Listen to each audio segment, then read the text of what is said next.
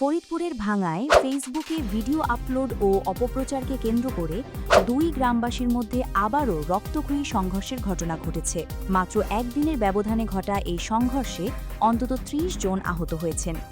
শনিবার ৩০ মে সকালে ভাঙ্গা উপজেলার চুমুরদি ইউনিয়নের বাবলাতলা বাসস্ট্যান্ড এলাকায় ঢাকা-বরিশাল মহাসড়কে এই সংঘর্ষের সূত্রপাত হয়।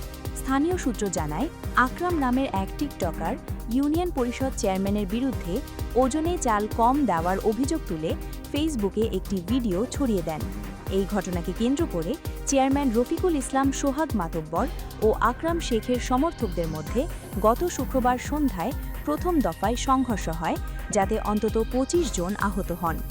সেই রেশ কাটতে না কাটতেই আজ সকালে দুই পক্ষ ফের দেশীয় অস্ত্র নিয়ে মহাসড়কের উপর সংঘর্ষে জড়িয়ে পড়ে। প্রায় ঘণ্টাব্যাপী চলা এই সংঘর্ষে ঢাকা-বরিশাল মহাসড়কে যান চলাচল বন্ধ হয়ে যায় এবং যাত্রীরা চরম দুর্ভোগে পড়েন। রফিকুল ইসলাম সোহাগ মেয়ার চেয়ারম্যান, উনি হলো সরকারি চাইল মাইরে দেওয়ার কারণে আমাকে আকরাম শেখ ভিডিও করছে। ভিডিও করার ওই সূত্র ধইরা গতকালকে আকরাম ওরা ৪-৫ জন মানুষ এসে গুপ্তভাবে মারছে, ধরছে, ইট দিয়ে মাথা বাছাই গুতাইছে, মোটামুটি কথা টেম্পু মার্ডার করে গেছে। তারপর আজকে সকালে আবার চন্দন, ওই যে চন্দন কিন্তু সাবেক আমলিকির লোক ছিল, চেয়ারম্যানের হলো ছোট ভাই, ও লিড দিয়া ওই মবেদ আলী, এই চুমুরদি ইউনিয়নের কৃষক দলের সভাপতি মবেদ আলীর ছেলে ইউসুফ আর চন্দন, আর ৪ থেকে লোক আইনে লিড দিয়া আমাদের বাড়ি ঘর কোবাইছে, লোকজন কোবাইছে। আমাদের ২-৩ জনের অবস্থা করে কোনো রকম যান ছেলে গন্ডগোল হয়েছে আসরের সময়, তারপরে স্টানে গন্ডগোলটা হয়েছে হ্যাঁ তা নাই আমিও জানি।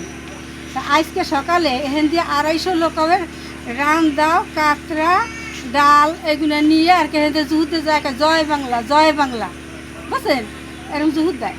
তারপরে এসে গেল স্টানে তো আইসেই আমাকে ওই বেড়া গোড়া কোবাই টোবাইয়া এই যে সব ওই যে হিরে দরজা।